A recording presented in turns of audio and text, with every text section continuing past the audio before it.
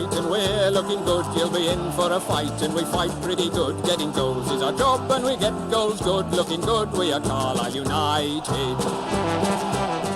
Hello everyone and welcome to the Brunton Bugle, the best place to get your Carlisle United fix in the podcast world. I'm Lee Rooney.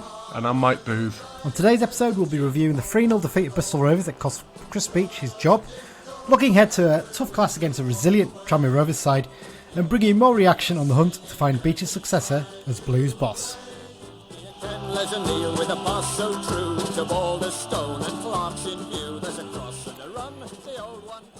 It's the first time you've been on, Mike, isn't it, since Beech lost his job, isn't it? Because I forgot to play the clip you sent me with your thoughts on the thing, so you get a chance in a minute to talk about it, but I suppose quick sort of initial thoughts, right decision? Yeah, the writing was on the wall, really, wasn't it? I mean, there was a couple of games in the season that you were thinking, is this going to be the one where he goes? And he didn't, and you can only have so many of them, can't you? And it's the right decision in the end, and I'm feeling a little bit more optimistic going into the Tranmere game than I think I would have been if he was still here. Yeah, obviously we'll cover that later in the show, but let's get straight into the news because there's a few little bits to pick up actually before we have a little chat about the whole manager search thing. I've got a couple of fan views that have had sent in to me as well that I'm going to include as well in that section. First up, I mean, just a minor bit of sort of covering something that was actually on last week's episode. United and Sutton have both been fined £1,000 by the FA after failing to control their players in the clash at Gander Green Lane last month. United have accepted the charge, but Sutton contested it, and yet we both got exactly the same fine. So, kind of pointless, really, isn't it? But we never mentioned it in our Sutton post match, did we? I mean, it was nothing really, was it? It was a little bit of handbags. Yeah, a couple of players went down, didn't they? But it was like something must have been said somewhere in there, possibly. I don't know, but there you go. But I think we're due another fine, aren't we, from the Bristol game? Well, yes, I've got that down in the Bristol review section. So yeah. Although that was as unjust as it gets, but there you go. Bit of transfer news, Mike. We've got a keeper. Mark Howard, experienced shot stopper, has signed on a short-term deal until the new year to cover for the injured Magnus Norman. Howard, he's a name I think a lot of fans will probably recognise, won't they? He's been about. He's done his bit. He started out at Arsenal, I think, had a spell in Scotland on loan, and then he's been at a lot of other clubs. Last season he was at Scunthorpe, but he's also had really good spells at Sheffield United, St Mirren, Bolton, and Blackpool. We think initially he's probably cover for Lucas Jensen, isn't he? He's 35 years old, so yeah, I think he's one of those ones for him. He's happy to come in and be the backup. It's weird that he's older than our keeper coach. Like I think it's weird having older players than the coach and stuff. That is a very strange one to say the least. It's one of those ones you look and you think, well, why didn't we go for him in the summer?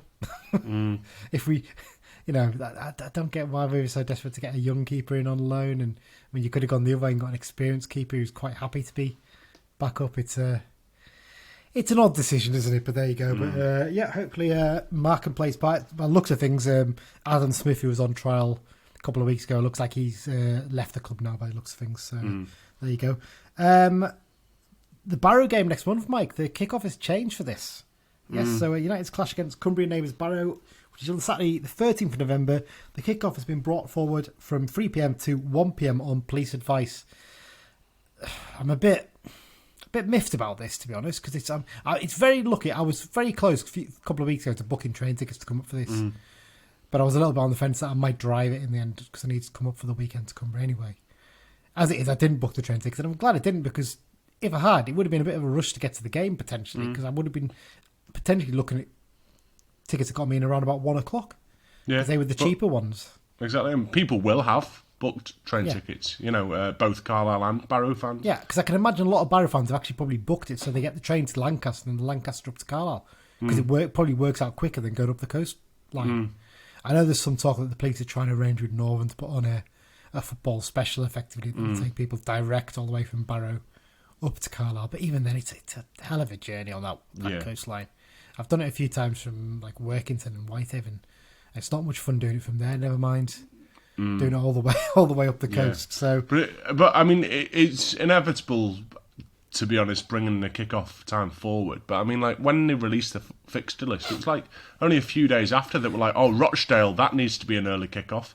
Yeah, well, And, Northampton game got moved literally about 3 weeks after the thing. Yeah. That's usually when it all gets done.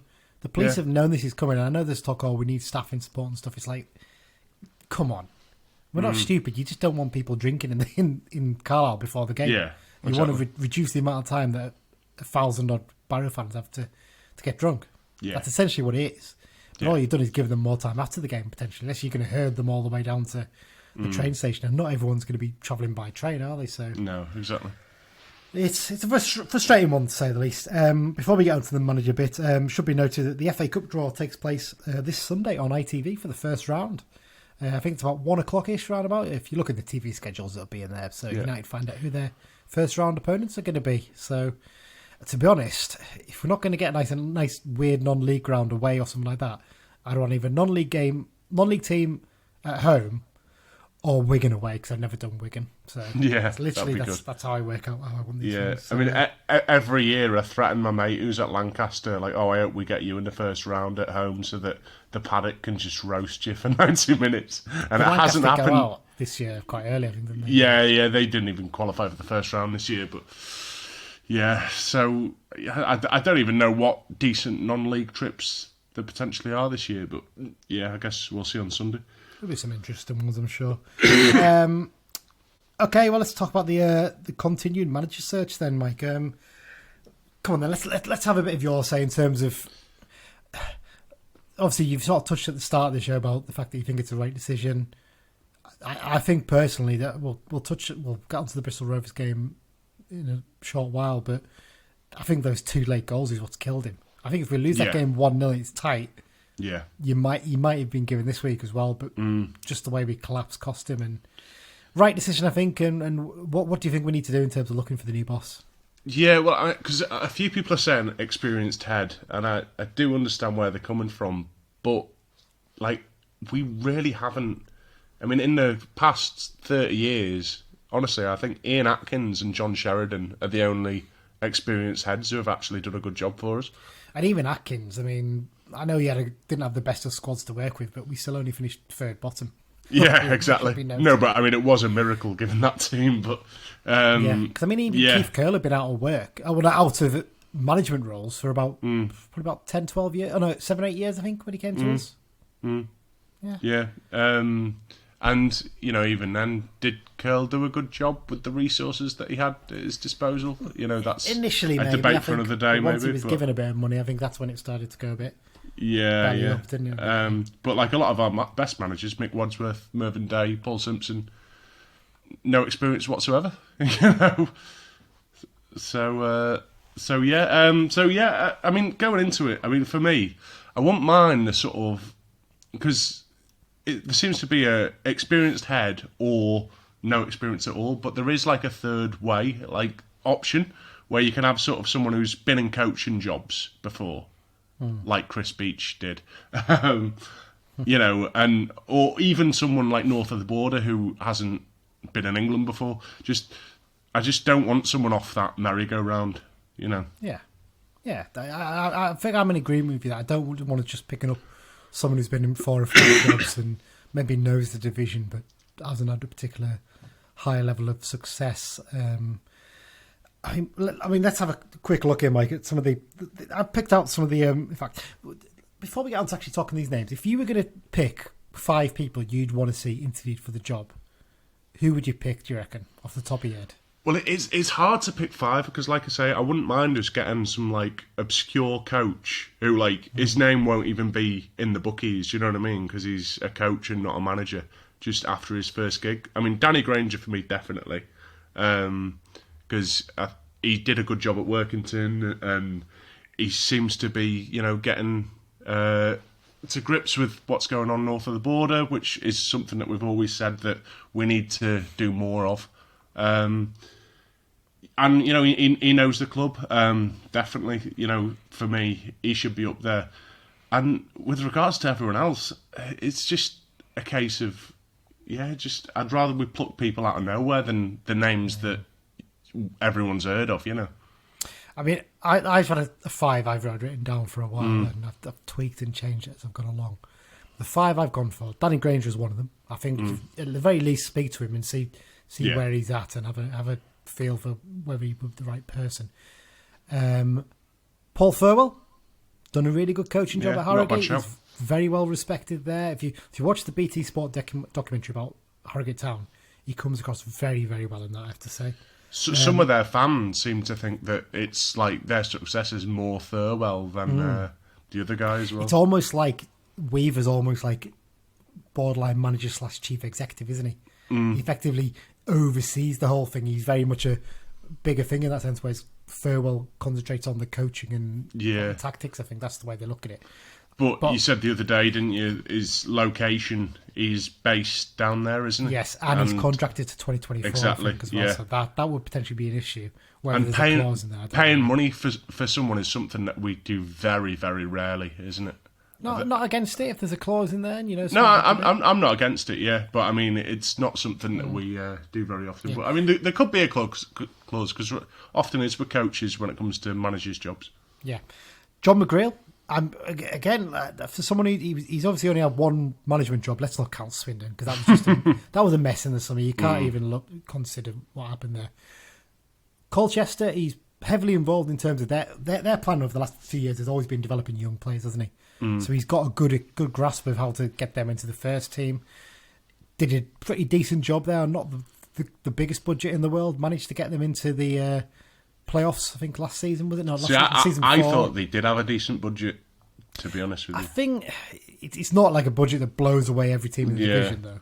To be fair, they've been heavily reliant on producing young players over the last few years. Yeah. Because their owners definitely cut back a bit. But, you know, he's done a pretty decent job there. And, yeah, if you're going to go for someone who knows the division, I would not be against him. And I wouldn't be surprised if he's the guy that Holdsworth's talking about when he says he's going to speak to someone down south. Because I know he's from Liverpool originally, but he's been living down there for quite a while. So I do wonder if he's the one he's mentioned there. Who else? David Holdsworth at Everton. Yeah. I know he's applied for the job in the past, an under-23 coach. Good at working with young players.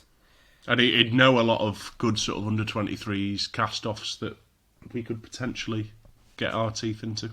Absolutely. And one from the sort of left field, one you sort of mentioned an idea of, not him, but you mentioned the idea of someone from Scotland. Not Peter Murphy, no, Alan Johnston, Queen of the South, just up the road. Done a good, I mean, if you look at his win percentage outside of his spell at Kilmarnock, it's pretty good.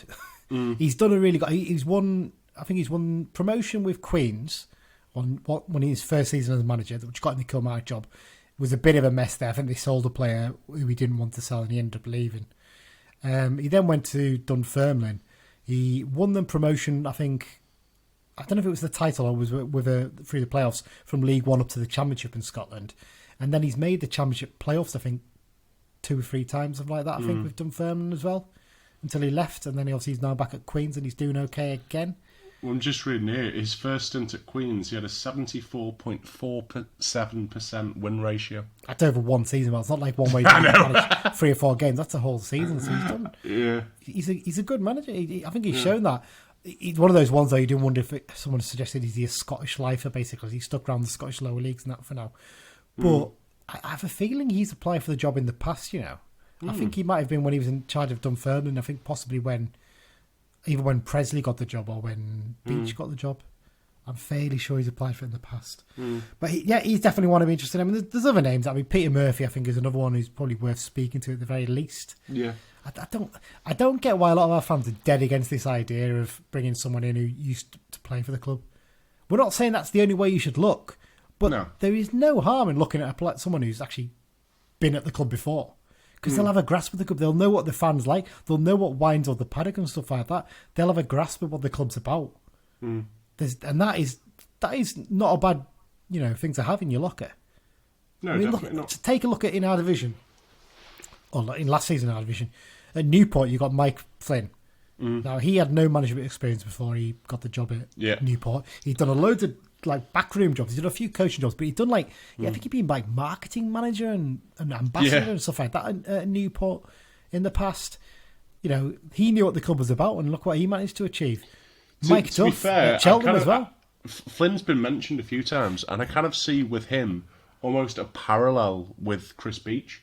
And he came in when the club was a bit of a basket case, turned them into promotion contenders, and then it kind of fell apart and he got sacked. But then again, he's kept them up there for a few seasons rather than he has, yeah. Season, that's the thing. And I think but at the same time, far north, to be fair. No, I don't think he would. And at the same time, they were never renowned for playing nice passing football, is. But at the same time, with the state of the pitch down there, I don't think you could ever play nice I think football. he had big issues with that and a few other things behind the scenes at Newport towards the end. And as I mentioned, I was going to mention there, Mike Duff at Cheltenham.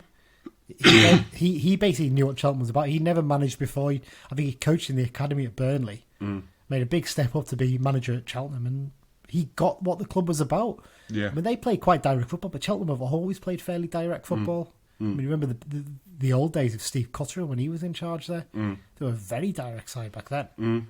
So it does help sometimes just to have someone in who has a grasp of it. There's nothing wrong with that at all. And actually, when you look back at it, people talk as if we've done this in the past. We haven't really. When you look at it, I mean, Simpson got the job when he was already here as a coach, wasn't he? Yeah. Not as a player, sorry. He'd been as a player for a few months. Kavanagh got the job having been coach for several years. He was more of a sort of step up, like a Gav Skelton almost stepping up. It doesn't happen that often with us. I don't see what there's a problem with someone who's gone away and learned about other clubs and other things who could bring new ideas to the club. In fact, the only one that I can think of that did that was Neil MacDonald. And technically with that one, you're scraping the barrel because he left as a 14-year-old, 15-year-old. So it's nothing wrong with someone going away and learning a bit and then coming back with these new ideas to a club that they understand. I think there's a lot of merit to that idea. And some of the other names out there, I mean, Paul Tisdale's down there. I wouldn't mind him coming up, but I don't think he's going to come this far. He likes living in Bath. He's quite happy with his lifestyle. Yeah. I mean, Gav Skelton's coming quite in because of some of the comments Holdsworth mentioned today, which we'll get onto in a minute. To be fair, you can get odds of like 20s on Skelton. If we win the next game or two, them odds are going to absolutely plummet. I can update you live here, Mike. It's now 5-1 on Skelton. Oh, is it? probably because of what Holdsworth said today. But yeah, I mean, you look through some of the other names. Michael Bridges' odds haven't come in enough, and I know Lummy champions him, and I understand that, but I just can't see that one happening. He's not. No. I think he'd be mad to move to take on the job. Fair play if he wants it, but. And you've got Keith Hill in there. I mean, Keith Hill's not going to take the job when his mate's just been sacked from it, is he? I can't see him being the kind of person who would do that. And then the other names, but you've got Mark Fell, who's the manager of Lancaster's in the odds. He's not going to get it. Jamie Milligan, who's manager of Bamber Bridge. Basically, they've put their CV in, told their mates to put the CV in, the mates have put a fiver on them. That's essentially what those ones are. Yeah. But then you look down through the rest and there's much of a muchness with a lot of the names in there, really. I don't see many of them getting. To be fair, the past few appointments, we've kind of dodged a lot of the names that are in the betting, haven't we? Because Keith Curl was infamously 33-1 when you put your bet on. Chris Beech, I don't think was even in the betting at all until like nowhere, didn't he? Yeah, exactly. Be interesting how we do it. I mean, Holdsworth has said that he's not afraid to spend money on someone. But it isn't a route that we traditionally go down, is it? But at the same time, we don't traditionally go down that route, and we're, third bottom, so maybe we need to do something different. Yeah, possibly. I mean, let's talk quickly then about some of the comments that Holdsworth made today. Not overly impressed with some of the stuff he said, actually. Some interesting stuff, some fair stuff in there, but he's banging on about Beech will learn about which players you can trust and stuff, and said I've had words with some players this week and they haven't done enough for Chris. The problem with you doing that is you're instantly having the fans going, I wonder which player that was then. Yeah, exactly. But fans are already speculating, and I've heard a few names bandied around. You don't know. You haven't got a clue, and I think that's unfair on the whole squad if you're going to do that. Yeah. It's not right, and I think he should have really thought twice about saying that. Some of the other stuff he said in the thing, he said about the fact that whoever comes in needs to know our players. Some people are taking that far too literally and need to calm down a little bit. They're taking it, that definitely means Gavin Skelton's getting the job. That's not what he means by it. He means someone who knows the league, who basically could take a look. So I understand, I know Zach Clough, I know what he's like as a player, I know Callum Guy, I know basically someone who has a good understanding of the squad and can show that in their interviews. Yeah. Not someone who just comes in, I'm going to be a great coach and that, all right, but what do you know about the players we've got? Because you're not going to be able to make huge changes to the squad, are you, at the end of the day? So that's what it is. Don't get overexcited and think, if Gav Skelton wins the next 3 games 5-0, of course he's going to get the job. Yeah. They'd be mad not to if that happened. But this isn't a case of Holdsworth saying it's Gav's to lose. He's basically just saying, and all the other stuff saying, Gav's doing all the right things this week. That's just keeping the confidence. That's just keeping it positive, because we've got 3 big games the next week that we need to get points out of to get ourselves away from the bottom. So don't get overexcited with the first thing I'd say to people. I don't think Gav Skinner will get the job. That's my personal opinion. I think I think they've got a decent understanding. Unless we win the next 3 games comfortably, they've got a decent understanding of what the fans' reaction would be to something like that. So it's not worth getting your knickers in a twist about, is it really? I don't think. No. But yeah, I have a feeling. I think I agree with you. I think it's going to be a name out the left field, possibly. That's why I can see it happening. I've got a couple of fans' views that I asked. Basically, a couple of people I know. I asked them to give us some of their views on the change in manager and who they think should get the job or what the club should do. First up is a person both you and me know well, Mike. Greg Bullman. He's given me his views. I haven't listened to this yet, so here's Greg's views on the manager change. Hello, Lee. This is Greg from Bullman's Beer Reviews on YouTube, a fellow Carlisle United season ticket holder. My initial thoughts when I'm hearing that Beech has been sacked, I wasn't surprised. The football hasn't been the best this season. We've been pretty poor and we haven't created a lot of chances. The results haven't improved at all. It's not good seeing a man lose his job, but my biggest concerns here are the people that are going to be making the decisions to replace him. I think there needs to be a full review of everybody who's involved in the recruitment process, from the manager right up to the top. And I think QOSC need to ask a few questions surrounding the recruitment process and the interview process going forward. Who would I like to get in? If we're going to go for an ex-player, I'd maybe go for Danny Granger.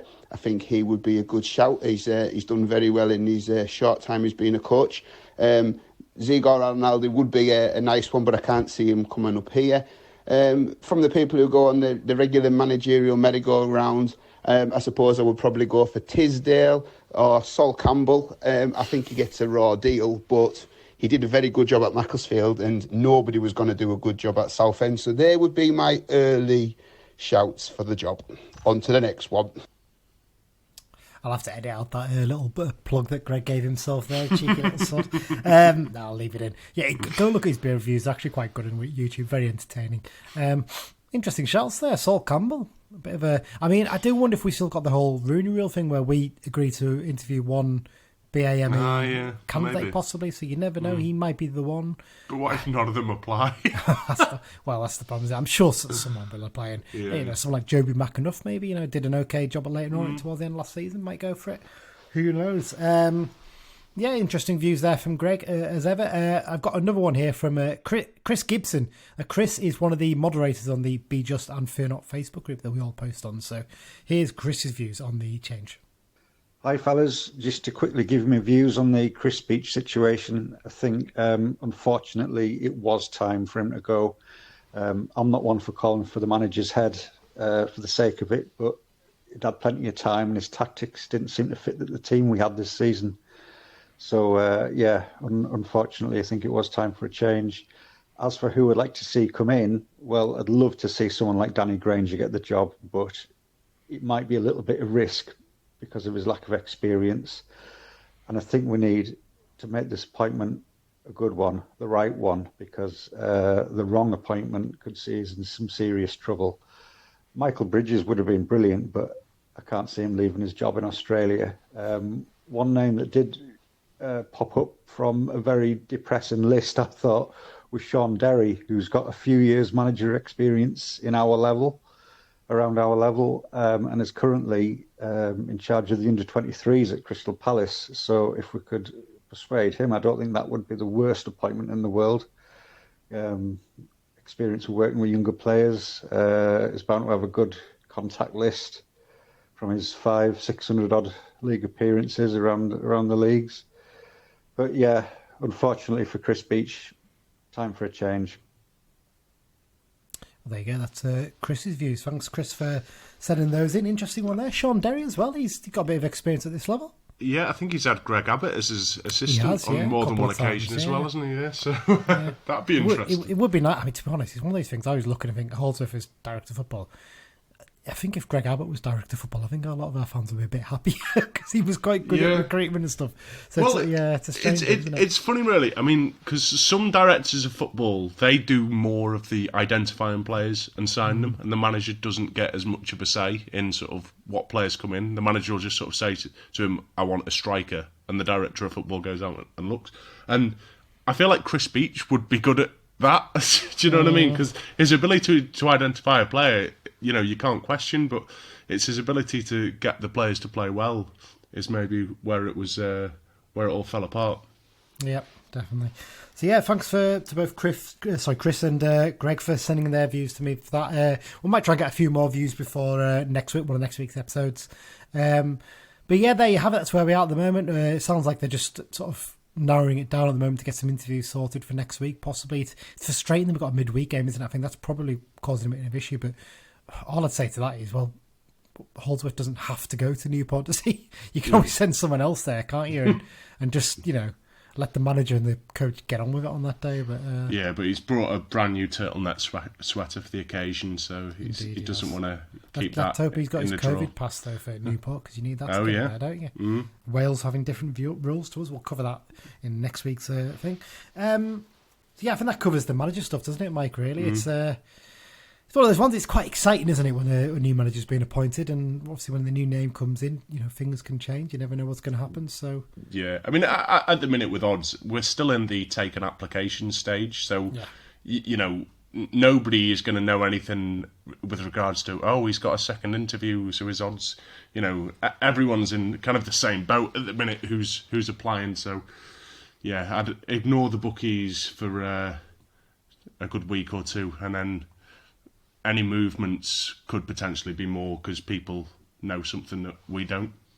Yeah, and it's going to be interesting to see over the next few weeks. Like I said, the odds at the moment, I think both Bet Victor and William Hill, as I speak, have taken the odds off their website. You can't actually back anything. That's probably because McGreal's been backed very heavily by someone on both of those markets. Sky Bet still got theirs up, so McGreal's 1-3 on for the job, which is a little bit of a surprise, but then clearly maybe someone's been talking there and saying, he's in for it. So yeah, I mean, they do sometimes just take the odds off just to sort of see what's going on, and then they put them back on after a few hours. Yeah. So it's not out of the ordinary. No, it's not necessarily surprising.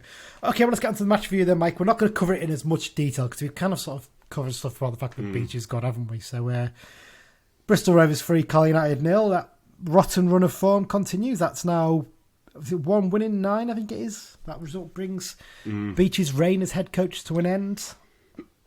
Once again, 6 or 7 in 40, wasn't it? It's something ridiculous like that. It's not good, basically.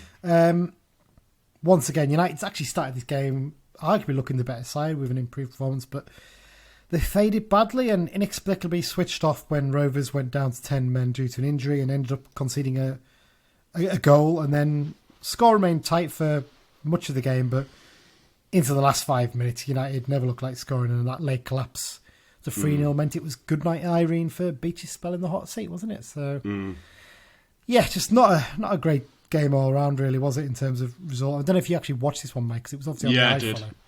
Yeah, it was weird because early on we looked at a bit of a threat on the break. It was almost reminiscent of some of the games last season under Beech where we were getting the ball forward and quickly, and we were having a good effect. But we were keeping the ball on the ground generally.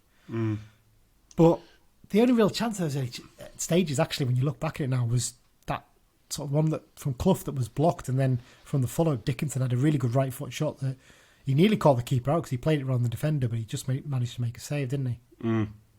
Yeah, I mean, we didn't test the keeper a great deal, did we? But I mean, it's funny because some people have said, we tried to play a little bit of football, and I'm not disagreeing with them because we did, but how many times did we actually string 7 or more passes together? No, not enough. Do you know what I mean? Nowhere near enough. We've become that accustomed to long balls, stringing 3 passes together. It's peak Barcelona. The pressing thing is, there was a video came up, I think, of a goal Macaulay Gillespie scored against under Sheridan. Under Sheridan, wasn't it? It would have been in the Checker Trade Trophy that was back then. And it's we must have passed it. It was 23 passes, something like that, was it? Something mad like that, yeah. And then he hammers it in the bottom corner. And you look at that and you think, it's depressing actually what we've been doing for this last 11 games this season. And yeah, it's we've got a squad that is capable of actually playing football. They just need to be coached a bit better, I think, at the moment. That's the problem. And that was the thing as well. There was so often when like sort of midfielders had the ball and the strikers, like no one was coming short for it. Everyone was just miles away. And then the midfielders would just lump it forward and, would be on the receiving end again. So it's like they didn't know how to play possession football. And no one was on the same wavelength with it either. No. Let's talk about the goals then. Opening goal, I mean, just sloppy defending all around, wasn't it really? And yeah. I know a lot of people said, the big issue was Armour getting done on the wing by the big lad up front. I can't remember his name is now. It was Divine, wasn't it? It was the other side? No, this is the same. People say initially the problem was that Armour got done on the left. But actually, the ball took a long time to get over to the right, to Divine. And then when you watch it, I mean, Divine, he just doesn't look like a right back when that happens, does he? He looks like a midfielder filling in at right back. And he gets done far too easily, and the lad hammers it across goal. Jensen couldn't have done anything really about any of the goals, to be fair. He obviously came in for this game. Tough one for him, really, to make his league debut. After that goal, we just huffed and puffed, didn't we? Nothing really. I mean, there was... Clough had a chance to lob the keeper where he probably should have left it to Brad Young, actually. I think Brad Young was in a better position to hit it. Armour had a header over from a corner, and there was a long-range shot from Guy that went straight into the keeper's arms.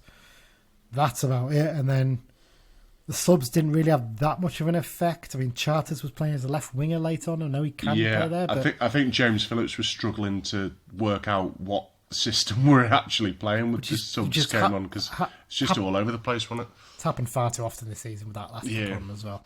And then defending for the second goal, just appalling all round. Far too easy to get to the byline past Divine. Yeah. And then no one's picking up the lad at the far post. I think Dickinson may be at fault for the second and third, but not really his fault because he's been sort of shoved in at left back. And if we're going to be using him that often at left back, we should really be training him a bit more into that role again. Because I know he's played there before, but he's maybe not in the tactics that we're playing. So you've got to actually work with him, because if you know he's going to potentially be your backup left back, then at least work in some way to make sure he's used to playing that role under this system. Yeah. And the third goal, less said the better, really. Cut open like a hot knife through butter. Lads through on goal, and decent finish, to be fair, but by that point you just knew at that point there's a good chance he's going to lose his job here, isn't it? Yeah. So, discipline, you mentioned this earlier, Mike. 6 players were booked, so that's a £1,000 fine. They had 4 players booked as well, actually, didn't they? But I've got to say, there was barely a bad tackle in this game, wasn't there? No, there wasn't. Every single weird. time a player made their first foul or first offence, he was booking them. I just didn't get it. I think even like their fans were saying, like, what's going on here? I think it was one of them. He gave a soft one early doors, and then it's like every other tackle, people are going to say, "Oh, you gave a yellow for that, so you've got to give one for this," and it sets a dangerous precedent. Like, I'd rather see a ref just let things go early doors. And one concern I've got is we've got a few players on 3 yellow cards now. That's a little bit of a worry, because there's always the potential risk. I think the cut-off's not until late December, possibly, I think, for the 5 yellow cards. So I think some will get suspensions at some point. Yeah, I think Dickinson's on 4, I think, now, possibly. So I think he's the one in most danger of getting a suspension. So, but yeah, just, again, another one of those games where you just didn't believe we were going to get back into the game when we were behind, isn't it? And the players didn't either. And it's so obvious that they didn't either. Yeah. Only real positive I picked out here, Gibson looked lively after coming back on. He does look like he's a good signing, doesn't he? Yeah, he did that one really good touch, sort of closest to the camera, didn't he, where he got past his man. But yeah, I mean, there's sometimes the moments that, we had that moment at the worst 0-0 ever at Barnet years ago, where Hallam Hope did a first touch that just we still talk about to this day. And it's like sometimes you just need a little moment like that to pick you up. Got into that game 15 minutes late, didn't we, as well? Because then one turnstile open, there was hundreds of car fans still waiting to get in. Absolute farce that was. But yeah, I mean, before we finish, just looking at the stats, I mean, we actually had more shots than them, but we had 4 on target. They had 7 shots and 4 of those on target, so much better return. And obviously 3 of them went in, so tells you what you need to know, unfortunately. So I think that rounds up the match review. I don't really need to do too much more detail on that. It's been and gone. Move on to the next one. Yeah. And the next one's Tranmere. We go again. We go again, and we'll be previewing that in just a minute.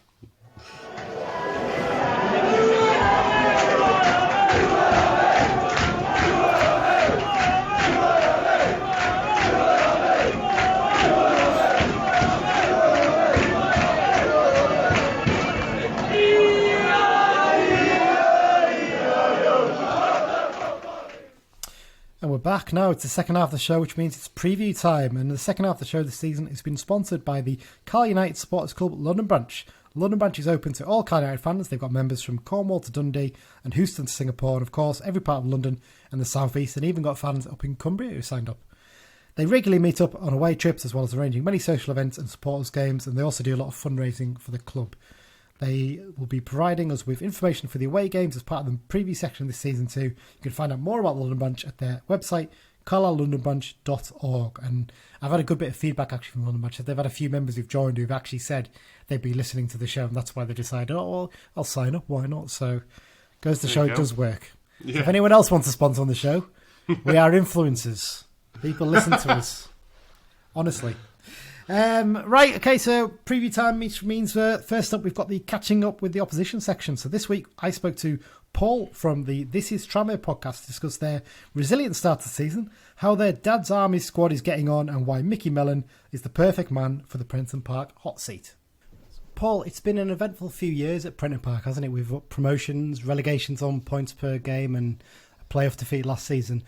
What were the expectations this season for the club going into the new campaign? Yeah, eventful is putting it milder, I guess. Once we got promoted back into the Football League, I think it was a case of really sort of trying to set our roots back down.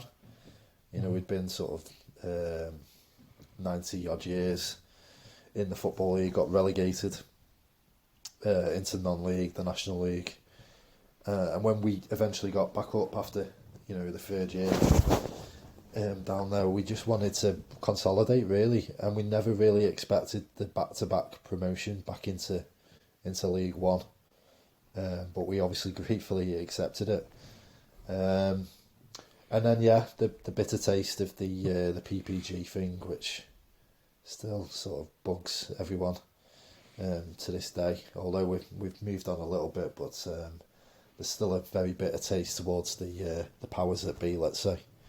The fact that we were pretty much the only team who were on the verge of potentially staying up, but not given a chance to do that really sort of irks. And the fact that they went on with the playoffs and things like that, it does bug a lot of Tranmere fans. But this obviously last season was very different in terms of we weren't in the ground, so it was very much looking from the outside in, which was hard for a lot of people. Watching on the internet wasn't a very pleasant experience, especially when you've been used to going week in, week out, around the country, up and down the country, in the stadium. And the football at the Keyfield towards the end was diabolical, to be honest. So to see that we missed out in the playoffs, was probably not a surprise given the way we went into it.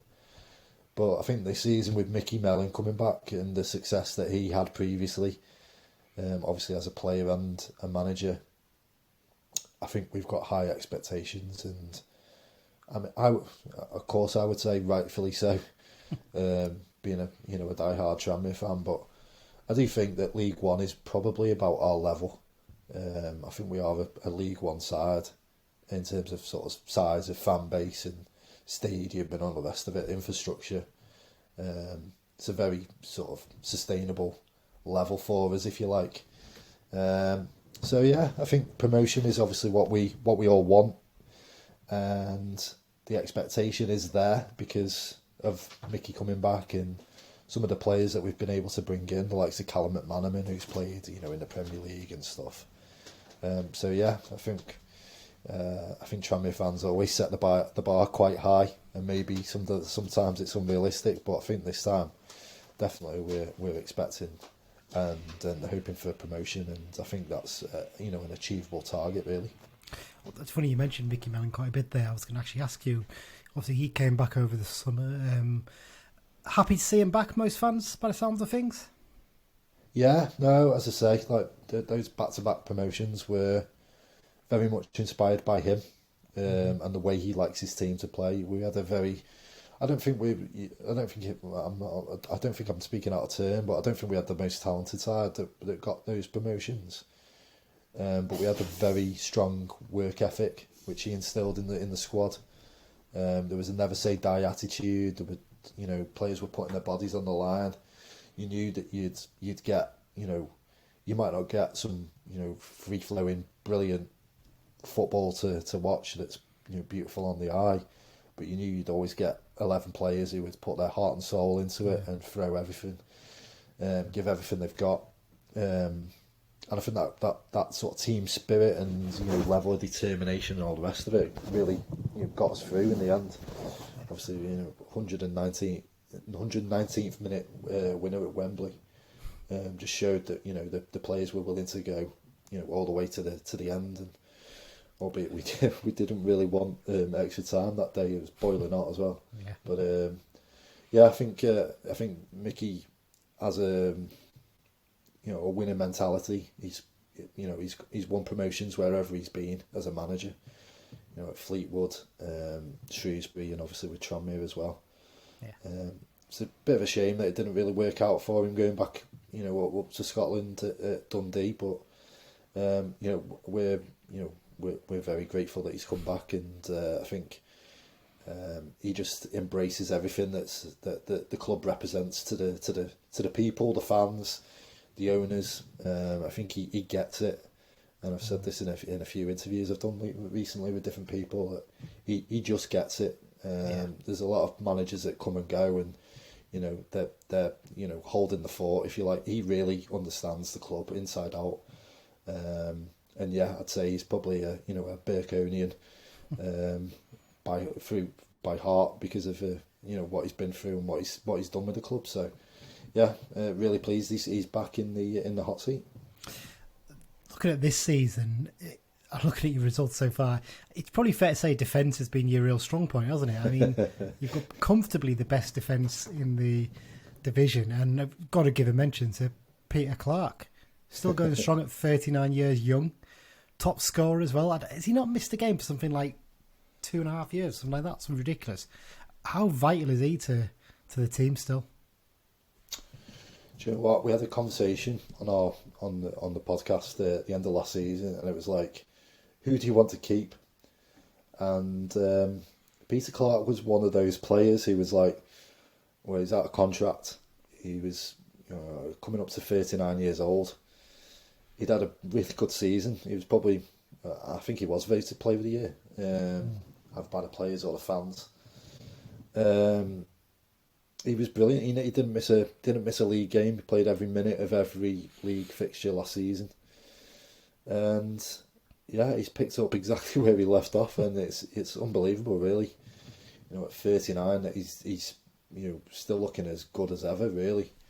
I know people always say, "Oh, he never had any pace to lose," and centre half is probably the best kind of position to play if you're that. Coming up to that vintage, if you like, but he keeps himself in excellent shape. He's as fit as anybody else, I'd say, in the squad, and top goal scorer. He's popped up with some really vital goals, and he's as much as a threat in the opposition penalty area as he is an asset defending our own goal, if you like. So he is a vital cog in the Tranmere machine, that's for sure. I remember last season when he played against us, I think we mentioned in our pod, he seems an obvious person to target in games when we had sort of pacey players up front, because he's a bit older, but he was imperious in those 2 games against us, so it doesn't surprise me at all. I mentioned there, obviously, the fact that he's 39. You actually have the joint oldest average squad in the division with, I think, Harrogate.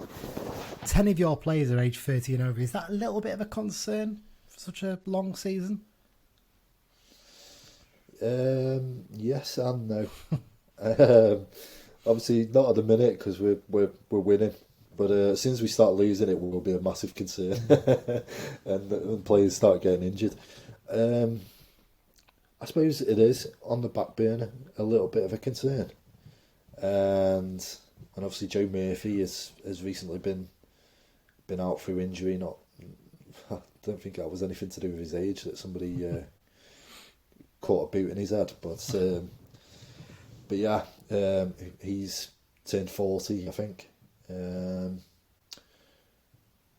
We do have some aging players, but it's all experience, isn't it? Yeah. And that's the kind of flip side, isn't it? You think, well, you've got an old squad, but it's a really experienced squad, and I think all those players over the age of 30 have all, won things at various clubs, whether it be at Tranmere or elsewhere. So if they can keep as fit as possible for as long as possible, it's not a problem.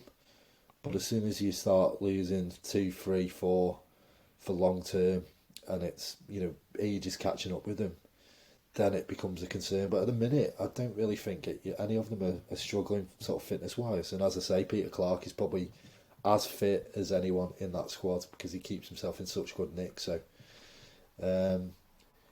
all good experience, and whether other teams think that it's a way that they can exploit us, then yeah, fair enough. I suppose your biggest concern, actually, though, is more than anything, is the lack of goals so far this season. Yeah. We on our pod, we actually, I think 2 of us predicted you guys to finish in the top 3, and someone else predicted the playoffs. I think the reason they went for that was they just felt there wasn't enough goals in the team, and at the moment, it's looking a fair reflection of what they said. We felt you might get another strike in before the end of the transfer window. Is that still a real big worry there? I know you signed that young lad from the local non-league scene, didn't you? Who's not quite been up to pace from the people I speak to and work, from what they say yet so far. Yeah, the lack of goals is a concern. You mentioned before, Peter Clark is the leading goal scorer, which is funny in itself. The fact that he's 39 and the fact that he's a centre half. The young lads you mentioned, Elliot Nevitt, has done really well. I think he was signed really as a kind of a bit of a development project in the summer. Someone that they saw a bit of potential in, and that they could potentially, bring up to Football League standards over time, and maybe have a bit of sell-on value. Game 1 or 2 into the season, and he's a focal point of our attack. And that's, as you say, we didn't bring anyone of any note really in the summer to replace James Vaughan, who last season basically held the fort in front of goal. He was the one player who would guarantee us goals, and when he didn't play, as you saw towards the end of the season when he was injured, we didn't score. I wish he'd been injured for the game at Brunton Park. Yeah, he was a vital cog last season, and we brought in Nicky Maynard, who I think could be that James Vaughan type, but again, you mentioned about the age, he's a bit older. He's not done much over the last few seasons, has he? Yeah, hasn't really had a look in the last couple of years, and well, the fact that he's not featured too much in these last few weeks suggests that he's probably not fully match fit and ready to go. So, and obviously to get match fit, you need matches, and he's not getting a look in at the minute. So, I think he could be the kind of the fox in the box who could add us a few more goals. Convert some of the chances that we are creating into goals rather than opportunities. But as I say, it's catching up with that match fitness, and I'm not sure whether he has the drive or the ability to do it at the minute. Yeah. Before we go on, I'm going to ask you a little bit about the off the field sort of things at your club in a sec. But I've just got to ask you quickly about Nathaniel Knight Percival. You think he's the only player who's played for both clubs in either squad? How's he got on so far? Because he didn't have the best of times at Brunton Park, and then last season he went to Morecambe and obviously manages to win promotion, including beating yourselves in these playoff semi-finals. Yeah. Again, hasn't really featured too much. Seems to have come in as as a kind of left-sided centre half if we play a back three, and recently we've been playing a back four, and he's been missing out. So off the top of my head, he's probably played about 4 to 5 games this season. Always looks very solid, and it's no nonsense really. But yeah, not really seeing too much of him, if I'm completely honest. In a Tranmere shirt, I've seen plenty of him down the years. Yeah. Obviously with yourselves, with Shrewsbury, and thousands of other teams he's played for. Yeah. But yeah, he hasn't really done anything of note so far in a Tranmere shirt. He scored against. Who did he score against in pre? He got a winning goal in pre-season. That's probably his most notable contribution that nobody cares about. Not much so far, then, really. Asking you about the off-the-field stuff, then. The club seems to be so well run these days. I mean, I live down here in Liverpool, so I see a bit of news about Tranmere Rovers every now and then, and the way the Palioses seem to run the club seems to be something that the fans really appreciate. You see things like the fan park thing they've obviously developed outside the ground and stuff like that, and you've seen things like big murals around the town that seems to be coming from the good community spirit the club has. How positive are the fans about the job that they've done as owners of the club? Yeah, I think most supporters would speak very highly of the kind of the stewardship that Mark and Nicola have given the club over the last 6 or 7 years. I do think a big part of that is giving a little bit of ownership back to the fans. You mentioned the fan park and various other sort of projects that have been going on. They've very much been fan led. Okay. By the supporters club or by the supporters trust, and it's kind of fans wanting to help other fans, enjoy the matchday experience in terms of the fan park. And then you've got other projects such as there's a couple going on at the moment where we've got food donations to those who are have been suffering during COVID, and obviously there's lots of talk in the news about the energy prices going up and people having to use food banks. And there's been for the last, I think, 4 to 5 years, there's been like a food bank collection point at the ground, and they do that really well. And I think there was like 4. They post every day on Twitter. The trust, I think there was like 42 food parcels delivered today. Oh wow! To give you some idea of what kind of work they're doing in the community. So it is something that makes you proud to be associated with that. Obviously, we're football fans and we love the football, but in terms of the wider community, and especially in a place like Birkenhead, there is a lot of underprivileged, let's say. Yeah. It's not all beds of roses, and it's nice that the privilege view, if you like, are helping each other out and doing things like that. But yeah, to go back to your question, I think the Palioses understand the club. Mark was a player at Brunton Park for 8 or 9 years. Understands the business side of things through his, what he's done off the field with the FA and all the rest of it. So yeah, I think it works really well. And as I say, the fans are a big part of that. And I think there's a member of the trust and the supporters club on the board. So decisions are being made, but supporters that do have a fair say in what's going on, and it's really positive at the moment, and lots of great things going on in and around the community, which is fantastic. Brilliant. Well, let's wrap it up now then, Paul. Let's have your prediction for this weekend. Oh God, I'm hopeless at predictions. So with that in mind, I'm going to say Carlisle win. Oh wow! That's very unexpected. Believe me. Yeah, well, because I'm so bad at predicting, I might as well say Carlisle to win. But no, I think it'll be a good game. I think. Obviously, I've not seen you guys so far this year, but it's always a difficult place to go.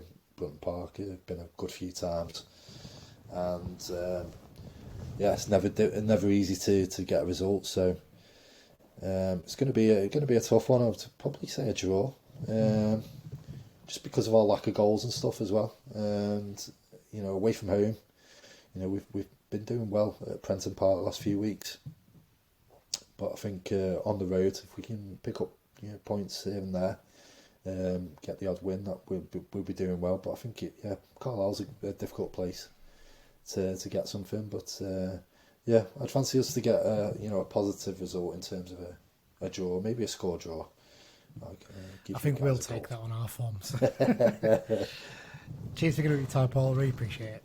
No worries, Lee. All the best.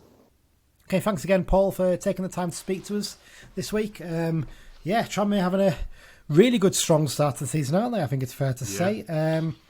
Referee this weekend, Andrew Kitchen. He's never refereed us before because it's his first season as an EFL referee.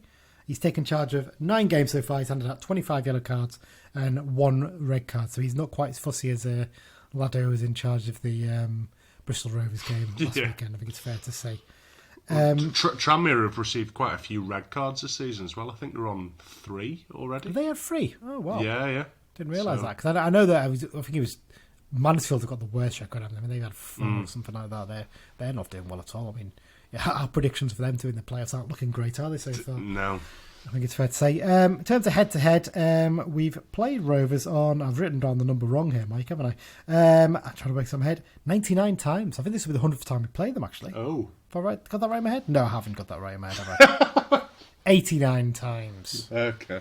89 times we've played Tranmere Rovers. It's been the 90th time we've played them.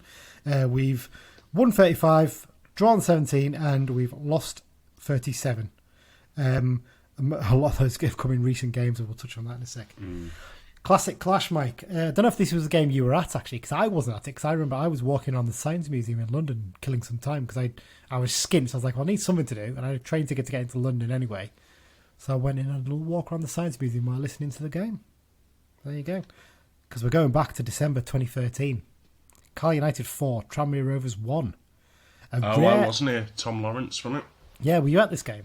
No. No, you missed it. It's a rare highlight of the Graham Kavanagh era. Battering Tranmere Rovers, partly thanks to, as you mentioned there, dazzling display from an on-loan Manchester United forward. So we were both struggling sort of towards the bottom of League One this season. I think we both ended up going down, didn't we? And Tranmere actually ended up dropping all the way through to the National League, didn't they? Whereas we just stayed up under Curl. We got the upper hand very early on in this game. First minute, Lee Miller knocked down. Came to Tom Lawrence, and the Welshman, he flicked it up with his foot, didn't he, at first? And he just crashes a volley past the keeper. I'd argue it's almost as good as his second goal, which we'll talk about soon. But a brilliant goal, really set us on the way, didn't it? Owen Fon Williams had no chance in the Tranmere goal. Lee Miller nearly doubled the lead before half-time, but his header from a corner was cleared off the line. I think there was one Tranmere player who went very close with a shot across goal. But it was after the break that United stepped up a gear. David Amu got his Scott United second, against his former club, volleying in from a corner despite heavy pressure from his marker. And then came Lawrence's moment to shine. I mean, this goal, when you look back at it now, it's astonishing, isn't it, when you actually look at the finish of it? It's incredible, yeah. People were saying at the time it's like one of the best goals that they've ever seen at Brunton Park. Yeah, I think everyone talks about Peter Beardsley's goal against Plymouth, I think, or Blackburn or something, where he beat about 4 or 5 men and then chipped it into the goal. But this was pretty special. He picked the ball up 40 yards from goal. He beat 3 or 4 men, got into the area, and with a quick shimmy, shifted it onto his left foot and fired into the far corner past a helpless Williams. I mean, I think it was voted goal of the season then, wasn't it, this goal? And I think it was, yeah. And you look at it as well, he doesn't have much to hit in the far corner, does he? Because he's going into a small space. It's a great finish. Really is. The fourth goal came when a Moose cross from the left was touched down to Josh Morris. And James Barrett smashed a shot from 20 yards, which took a double deflection, actually, when you look at it. It seems to hit 2 defenders and goes into the opposite corner, past Owen Fon Williams. And Rovers got a consolation later on. It was Ryan Lowe that headed in across from the left, but the game was over at that point anyway. It didn't really matter too much. It's interesting when you look at United's team back that day, doesn't it? I know, it's mad. It's Ben Amos, another Man United loanee, in goal. Max Amer, another loanee on loan from QPR at that point, I think he was. He was playing at right back. I think it was, yeah. Mepham Walter, I don't know if was this his debut or I think this was his second game, wasn't it? Because I think he played against Brentford or someone in the FA Cup. Yeah, it was an FA Cup game, his debut, yeah. And he had a brilliant game, so he played in this game as well, obviously. O'Hanlon at centre-back alongside him, Matty Robson at left-back. Your midfield three were Paul Furwell, Prince Buwabin and James Barrett. And then your front three of Tom Lawrence, David Amu and Lee Miller. Obviously, Josh Morris came on for Tom Lawrence. Brad Potts actually came on at right back for Max Amer, and a one-game wonder in midfield. Craig Rodden came on for his single appearance for Paul Furwell in this game.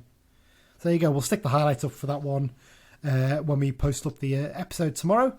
Play for both. So Dan has sent his usual little bit in for here. So let's find out. One. It is a big one. Dan has picked a player who's played for both clubs, and who is it? This week's played for both is a European born in, apologies if I've got this wrong, Kozukchow in Poland. It is Dariusz Kubicki. Started out in some local Polish teams, came to the fore at Stal Mielec before his big breakthrough when he joined Legia Warsaw. He was there several years, 9 years in total. Played for Poland 46 times. He then came over to England and joined Aston Villa.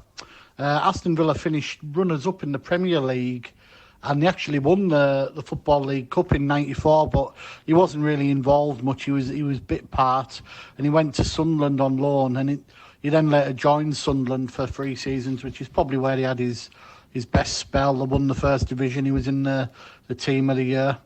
He then moved to Wolves for a year. Part of that year, he went on loan to Tranmere for a dozen or so games. And then he rocked up at Carlisle United in the summer of '98. But he didn't play many games, 7-8 games I think it was, before he moved on to Darlington. Played 2 or 3 games for them. And then he moved into coaching, and he actually was back at Legia Warsaw as manager and assistant on and off.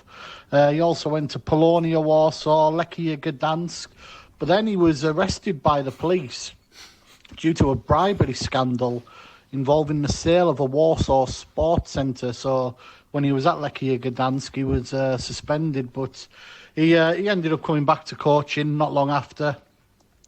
I'm not even going to pronounce one of them, but other places: Wisła Plock, Sibir, Novosibirsk, Podbeskidzie, Bielsko-Biala, Olympia Grudziądz, and I'm giving up. But he's been in and around football coaching pretty much since he stopped playing. So yeah, that's Dariusz Kubicki.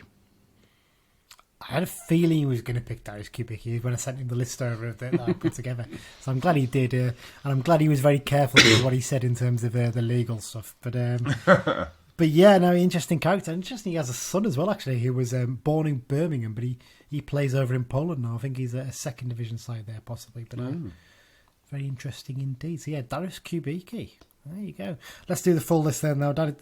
Mike, sorry, it's a fairly long list. A few names in there that you'll recognise. Obviously, we've mentioned David Amir already. Graham Bell, I think he's possibly a very early Carl United player. Paul Black. Oh God! I mean, this was desperate times, doesn't it? You think back to the fact we got him on loan from Mansfield Town when they were the division. When they were in the National League. Mm. In fact, well, they know.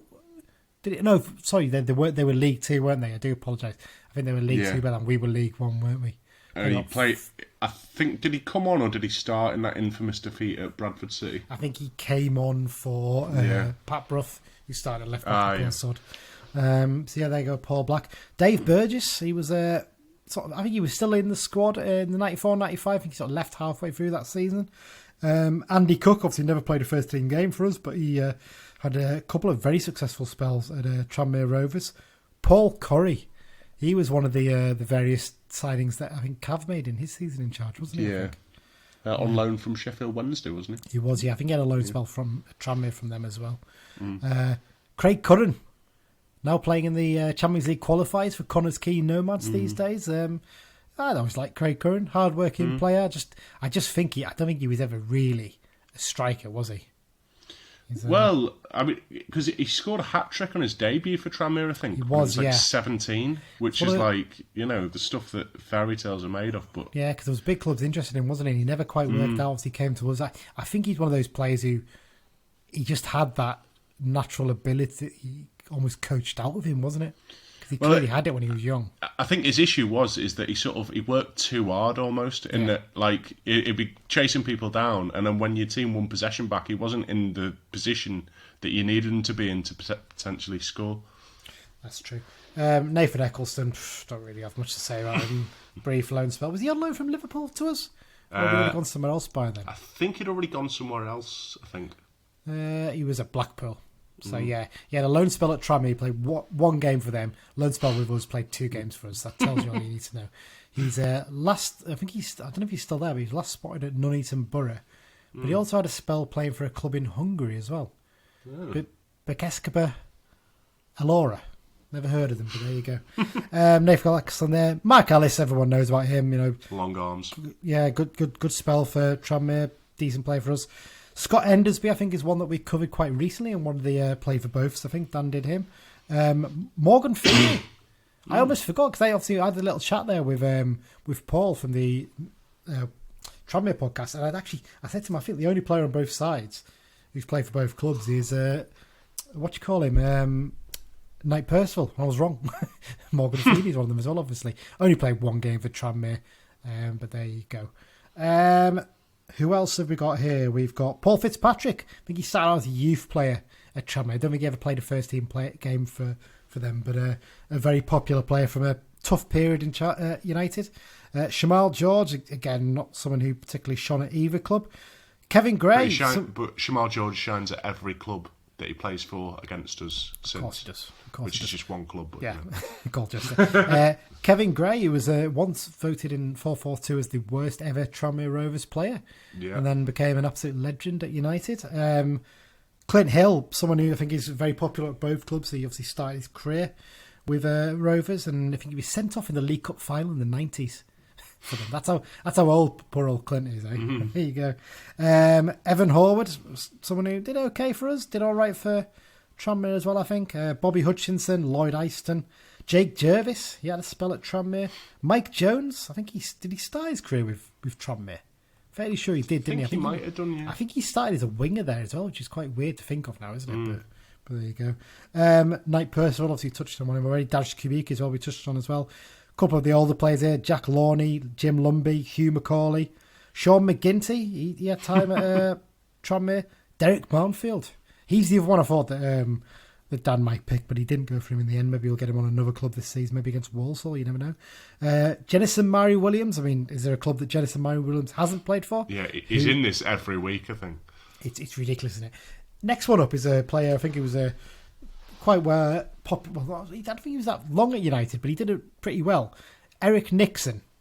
Eric Nixon has the unusual honour of having played in every single division in one season. I think when he was at Man City, he had loan spells at us, Tranmere, and I think Southampton, maybe Wolves or Bradford, all in one season basically, and essentially it covered all 4 divisions. So he's played for all 4 divisions in one season. I don't think you can do that anymore, can you? It'd be impossible now because you can't do short-term loans. Yeah. Well, no, you can actually, can't you? Because goalkeeper ones, you can do emergency loans. But I think you can only play for 2 or 3 clubs in a season. Possibly. There might be different with the loans. I don't know, but there you go. Michael O'Halloran, again, another one who didn't really do much for us or Tranmere. Jason Price. I remember him. I'm sure he scored against us in that famous FA Cup game where they beat us 6-1 and Jason Kumas ran the show and scored a hat-trick, including 2, I think it was 2 penalties and a free kick from about 30 yards. It was ridiculous. Who else? David Raven. He had some time at Tranmere. Dave Rogers. He was involved in that Tranmere game as well, that FA Cup game. I think he tried to fight someone in the crowd that day. Hence he got the nickname Dave Rogers as a football hooligan. Craig Russell, he had a loan spell at Tranmere, I think, earlier on in his career. Cole Stockton, less said about him, the better at United. He'll always come back to haunt us forever. Gareth Taylor, he's obviously in charge of Manchester City women's side now. We've had him a few times in recent weeks, actually, I think, Gareth Taylor. Yeah, he's another one that's in it every week. Yeah, Sean Teal, with his wonderful porno tash. He was with us for, I think, 1 season. I don't know how long he was at Tranmere, but I think he's fairly local to Tranmere, actually. I have a feeling he's... because he was born in... I'm sure he's born in Burscough or somewhere like that, or Southport he was born, sorry. So yeah, Sean Teal, he spent a few seasons at Tranmere, didn't play too much. Had the 1 season with us and played his 18 games, but probably best known for his time at Aston Villa, I think, and how well he'd done there. So that's Sean Teal. Joe Thompson, he had time at Tranmere. Ben Tomlinson, God, remember him? One of Keith Curle's famous million signings he made towards the end of that season when he could have spent, all the money on one decent player. Instead, he signed about 12 different players who were absolute crap. Yeah. Ben Tomlinson, Ray Train, legendary player for United. He was at Tranmere for a while. George Waring. Yeah. John Welsh, he had a time with Tranmere. I think he did a lot better Tranmere than he did with us, at least, anyway. And finally, Bob White, I think, is a very early United player. So there you go. That's the play for both section, Mike. So let's now talk about Tranmere Rovers. Tough game this one is going to be, isn't it, I think? You look at it, because they've not started the season particularly spectacularly in terms of, battering teams or anything, but my God, they're a hard team to beat, aren't they? I mean, that's fair to say. Yeah, I mean, they're in 5th, aren't they? And they managed to draw away at Forest Green the other week, which I don't think a lot of teams are going to manage that this season. Yeah, and I mean, I was going to say they beat Salford, but Salford, obviously, anyone can beat them. Current form, I think anyone would fancy that one, though. But they're looking to make it 5 consecutive wins against the Blues. We haven't beat them since February 2015. Which was the game where Charlie Wyke and who else scored? Or did he score both? Didn't he? Yes. That game, I seem to remember. That's the game. That was my 30th birthday weekend. Do you remember that game, Mike? I do. Yeah, I was supposed to be flying to Copenhagen on the Monday morning for a holiday, and I handed my phone to Mike to show him something on it. Both of us, I let go, and Mike hadn't quite grabbed it by the time I let go.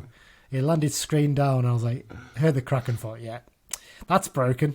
So I had a mad rush on Sunday to find somewhere to repair the screen on my phone before I went away. So, and he hasn't shut up about it since. No, I think we're both to blame. I think we both took our hands away at the same time. But there you go.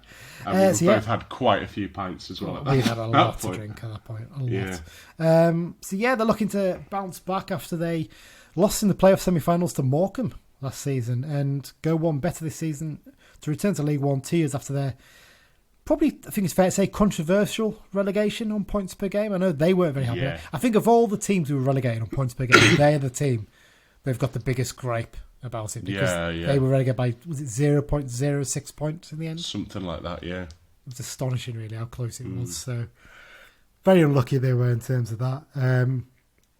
But they're hoping to bounce back. Obviously, they binned off Keith Hill, didn't they? Just before the playoffs last season, after he managed to get them there, they weren't happy with him. Went with a caretaker. Then this summer, they went back to the tried and trusted, didn't they? Yeah. Mickey Mellon, it's his second spell in charge. He was also quite a successful player with them in 2 spells. He's hoping to gain promotion to League One with Rovers for the second time in 3 years.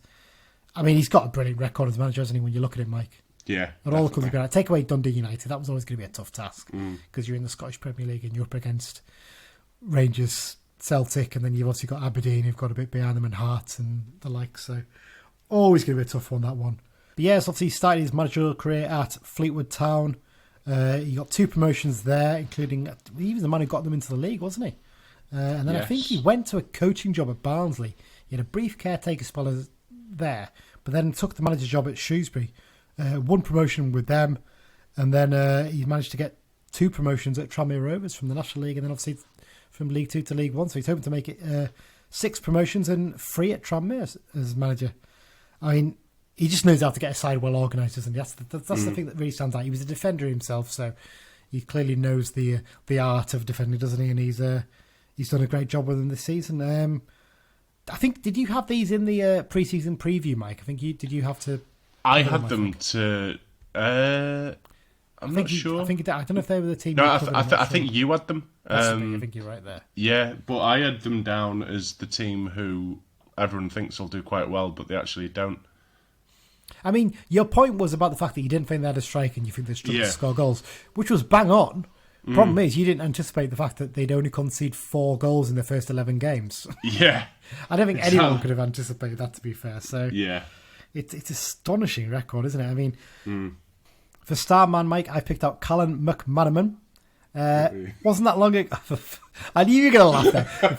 To let everyone know a secret here, I couldn't get Callum McManaman's name right. It took me about 4 or 5 attempts. So I knew Mike was going to ruin that for me. But it wasn't that long ago, Mike, was it? That he was being tipped to be the next big thing. He got man of the match in the FA Cup final win over Man City as a Wigan player, didn't he? Yeah.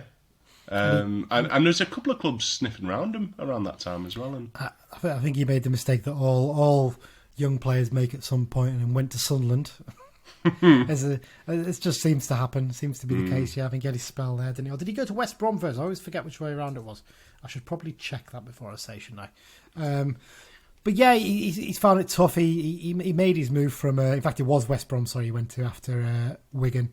Went to West Brom. Really struggled to make an impact there. Then he went to Sunderland and again really struggled to make any sort of impact. I think that was in the Championship by then.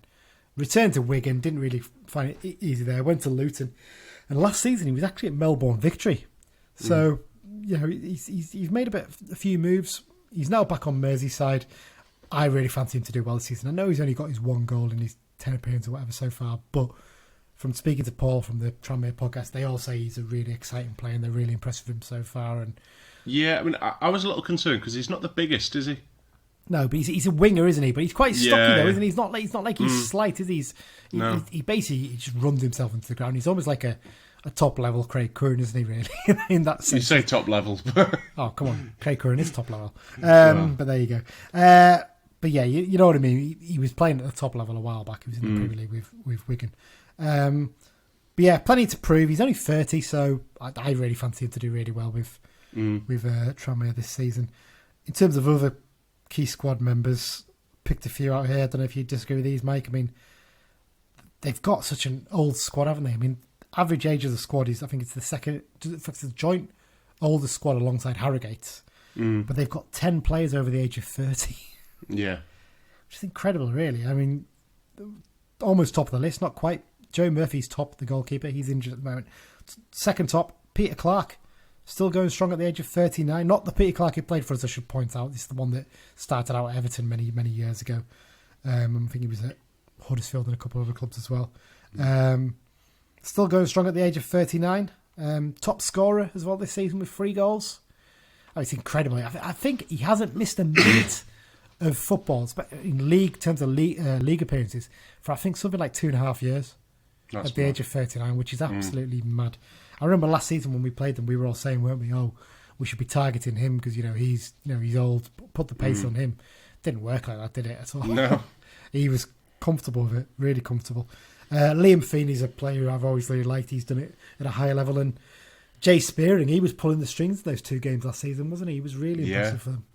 Is there anyone else you really fancy in their squad? No, I mean, for me, I've always thought when we played them sort of last season and this season, Mellish versus Spearing is like a battle of the gods in midfield. Spearing's only like, 5'5", I think, or maybe even shorter than that. And obviously Mellish is a big lad, but Spearing makes up for his lack of height in sort of the way he reads the game and absolutely loves a tackle as well, doesn't he? Well, you can tell he's been coached at a high level, can't you? Because the way he sprays the ball about, he plays some lovely stuff.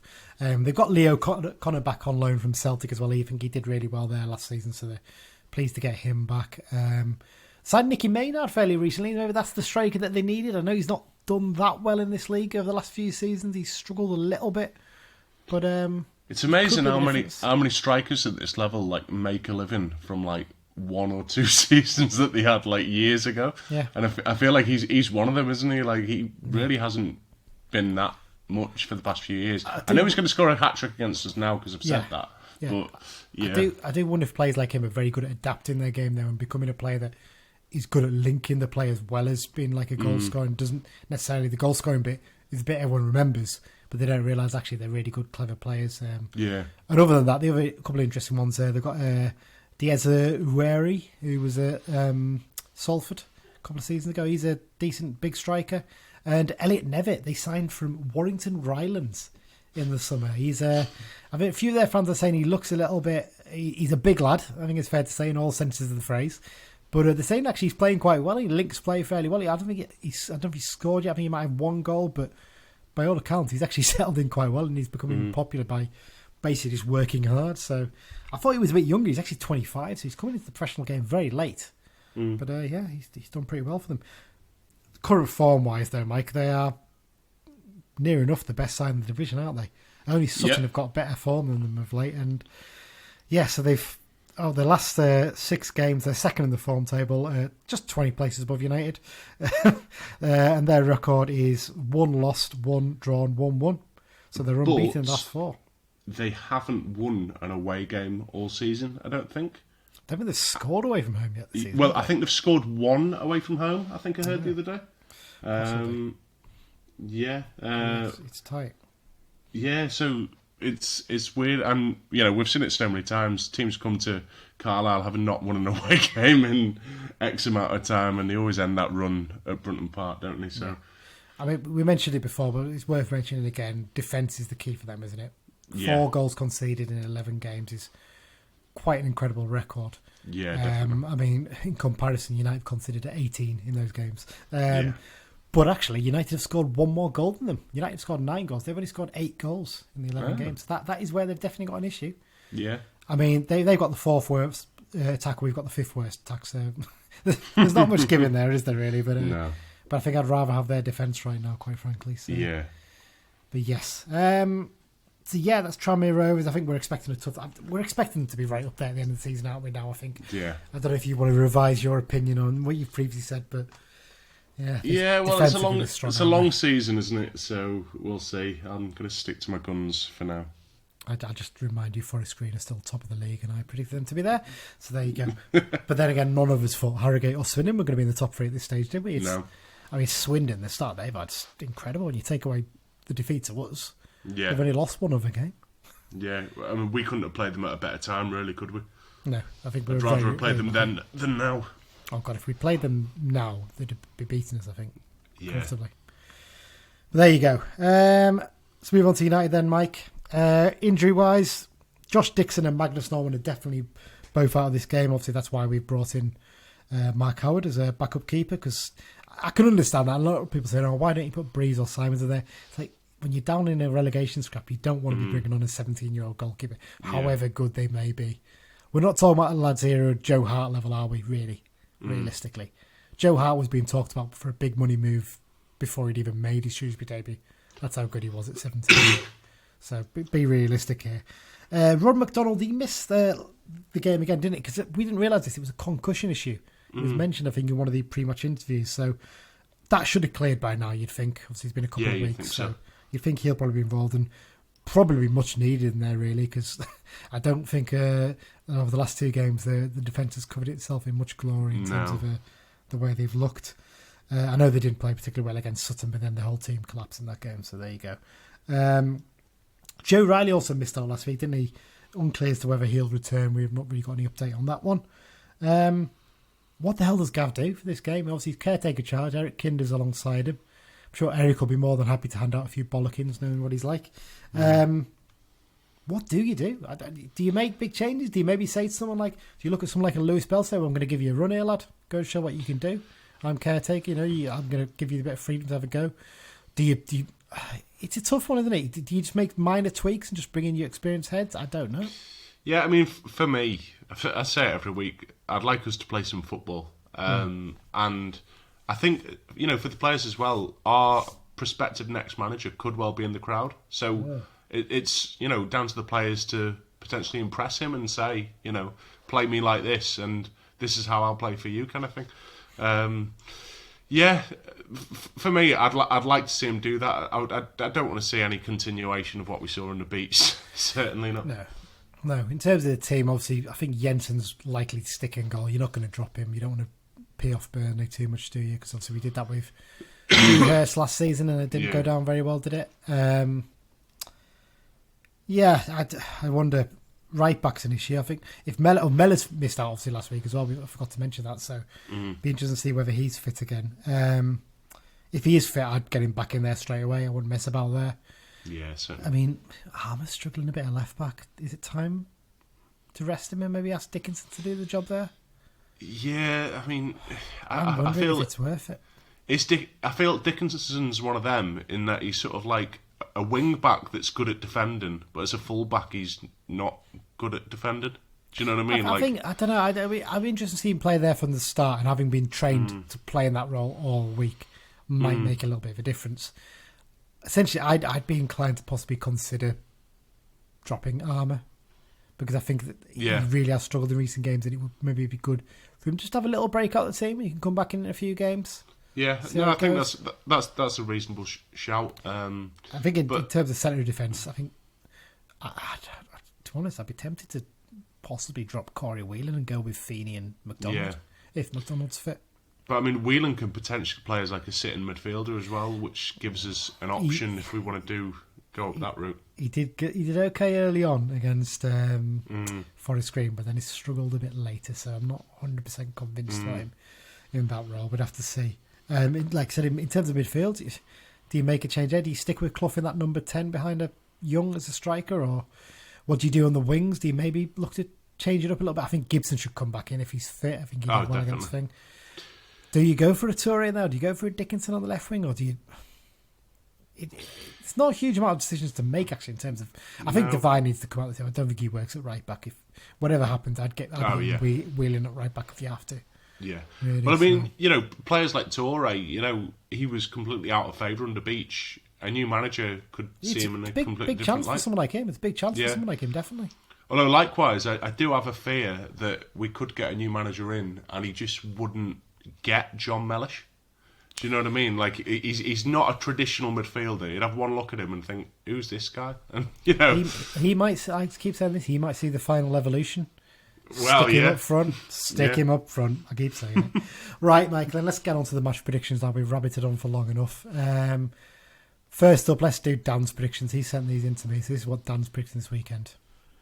Tricky to make a prediction for this week. Obviously, caretaker management team in Gav Skelton and Eric Kinder. We don't know if they'll stick to similar to Beech or will they mix it up. Tranmere struggled to score, but they are playing a bit better in recent weeks. I'm going to go for a tentative 1-1 draw. And John Mellish, we need something a bit reliable. He's probably most likely to pop up with a goal this week. So 1-1, Mellish scoring. Oh, there you go. Mike, what are you going to go for? I'm going to be bold, and I haven't done this in a few weeks, but I'm going to predict us to win. And I'm going to say 1-0, and I'm sorry to copy you, Dan, but John Mellish, it's got to be, isn't it? Well, I'm going to go even bolder than you. I'm going to go for a 2-1 win. Oh. I think a 2-1 win. We'll get a late winner in this one. I think John Mellish will get one of the goals. And who else is going to get the other goal? Why not Louis Bell coming off the bench and scoring the winner? His first goal for the club. That's what I'm going to go for there. So there's the predictions for this week. Again, I still need to get around to tallying up all these ones, but I'll do that at some point in the near future. X-Files section, Mike. A little bit quieter than usual, obviously, because it was International Week this week, so weren't as many games happening. In terms of goals and cards, I mean, that man again, Harry McCurdy, scored for Swindon, set up the second as well. He's having a great time, but he's still got a shit haircut with his daft little ponytail, but you just knew it, didn't you? You just knew if he finds the right club where he settles down, he would be a great player. He really would. Frustrating, but that's just what he's like, isn't it? Yeah, exactly. It's one of those ones I do wonder, looking at it and think, could a stronger manager than Beech took one look and said, I'm going to give you a new deal. You're going to have to work your backside off to show what you're capable of instead of bombing him out as he did. That's what I do. Yeah, it'd be interesting, but obviously there's always like the rest of the dressing room to think about as well. True. And by all accounts, he was disrupting things, but there you go. Yeah. Ashley Eastham, he scored another goal for Salford. I think that's his second or third this season. Unfortunately, it was a 2-1 defeat against Walsall. They really are struggling, aren't they? Yeah. They're astonished how poorly they're doing, really. Really is. Jamie Proctor, he scored a goal for Port Vale in their game against Sutton. It wasn't enough there. Did you see this, Mike? 4-3 win for Sutton, and Sutton scored the winner in injury time. Sounds like an absolutely incredible game, that one. Really flying Sutton. Fair play to them. Paddy Madden scored the only goal in Stockport County's 1-0 win over Aldershot Town. And that man again, Jedwin Scott, he scored a goal for Gateshead in their 3-1 win over Boston United. In terms of other bits of news, first one was a bit of a worrying bit of news when it first emerged, wasn't it? Ryan Bowman, he was subbed very early on in Shrewsbury Town's game against Ipswich Town last weekend because he was suffering from heart palpitations. I'm sure I read somewhere his heartbeat had got up to something like 250 beats a minute. Yeah, something like that. Which is terrifying, really, isn't it? But I think he's having further tests now to see if there's any issues. But obviously, we wish him all the best and hope he's back on the field playing as soon as possible. One that we came in just after we recorded last week, I think on the Saturday morning, Clint Hill. He was appointed as assistant boss at Hartlepool United. If he'd waited, he maybe could have put his name in the ring for the manager's job at the Blues. But yeah, there you go. Well, it's interesting because he left Bristol to be close to his family in Liverpool, didn't he? So well, I think he said he had family issues, so I don't know. And obviously, he lives in Highton, I know, because I've seen him on the train before when I've come in. Might even be the Wirral, actually, I'm not sure, but he was from Highton originally. I mean, getting to Hartlepool by train is not actually... To be fair, there are direct services over to Newcastle from Liverpool, whereas try and get to Bristol from Liverpool is a pain in the backside, believe me. So, good luck to Clint. Ben McKenna, he's left Farsley Celtic. I think he only joined him in the summer, actually. And he's gone to Clitheroe. I think there's a bit of money being thrown behind Clitheroe, so I think they might have even paid a small fee to sign him from Farsley. And the final little bit of X-Files, Mike. James Trafford and Jared Branthwaite have both played for England under-20s in their comprehensive 5-0 win over their Czech Republic counterparts last weekend. Good to see two young Cumbrian lads getting international duty again. So there you go. So that's it for this week's episode, Mike. Thanks once again for joining me. Thanks again to our sponsors, the London Branch. Always appreciate the support they give us. And thank you everyone for listening as well and downloading. Getting really good reviews on all the various podcast apps as well. So remember, if you haven't already subscribed to the podcast, you can do that on any good podcast app, whether it's Acast, Spotify, Apple Podcasts, Google Podcasts, any podcast like that. Just get yourself subscribed and remember to give us a 5-star review if you get the chance. Follow us on social media on at Brunton Bugle on Twitter. We're on Facebook, the Brunton Bugle, and obviously we post on the Be Just Unfair Not Facebook group and on thecumbrians.net. World Mapper listeners, Mike, I'm just going to have a quick look here and see if there's anywhere new on the list. I don't think there is this week. Unless, have we had Hungary before? I can't remember if we have or not. Ooh, I'm not sure. Someone in Hungary is listening. We've got a Greek listener as well. Hungary, Greece, and we've also got Jamaica on the list. I'm not 100% we've had Jamaica before, so there you go. Is it Jamal Campbell-Rice? It could well be. Yeah, maybe he's the one listening, or Cleveland Taylor out there possibly. But no, there you go. That's the World Mass listeners. Again, we'll do a full list of all the countries we've done at some point, because there's quite a few there, and we do appreciate the fact that people are listening around the globe. And actually, something we've got coming soon. We've set up a little thing with Acast. It's a kind of a supporter thing. So what you can do is, if you want to, you can chip us a couple of quid. Just say thanks for doing the podcast. We're not demanding money. We're not saying we desperately need it. It would be really helpful because there are hosting costs involved in putting together the podcast, as well as online studio as well that we need to sign up for as well. So if you can support us with just a couple of quid or something like that, it's hugely appreciated. We're more than happy if no one puts any money into it. It's just there just in case you want to. So we'll stick that link up on all the social medias over the weekend. So if you want to chip us a couple of quid, that would be spot on. In terms of upcoming episodes, Mike, we're going to try and do a mini preview episode, aren't we? The Newport game, if we can. I'm not sure we'll be able to fit it in because it's quite a tight turnaround, and I'm actually up in Cumbria over the weekend, so I might not be back till later on Sunday. I'm not 100% sure when. So we'll have to wait and see with that. But other than that, we'll be doing one for the Oldham game, won't we? And me and you are travelling up on the train for that one, first one this season, I think, travelling up to a home game. Yeah, well, I didn't go to a single home game last year or this year, so it's my first home game in a good while. Well, when would your last one be? Be a hell of a long time, wouldn't it, I think? Yeah, it would have been...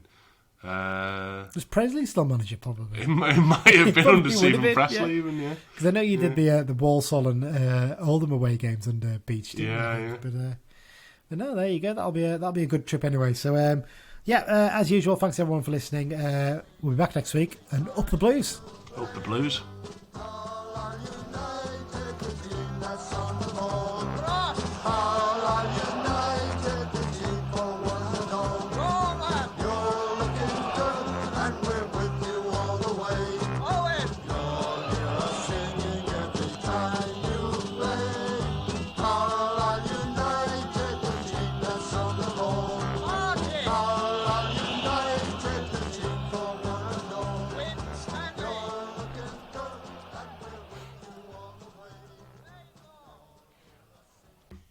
Starman, I've picked out Callum Start again. Starman, I've picked out Callum. Why am I struggling with this one, mate? Let me write this down because I'm cutting this bit out. I know you're going to laugh when I actually say it right now, probably. So.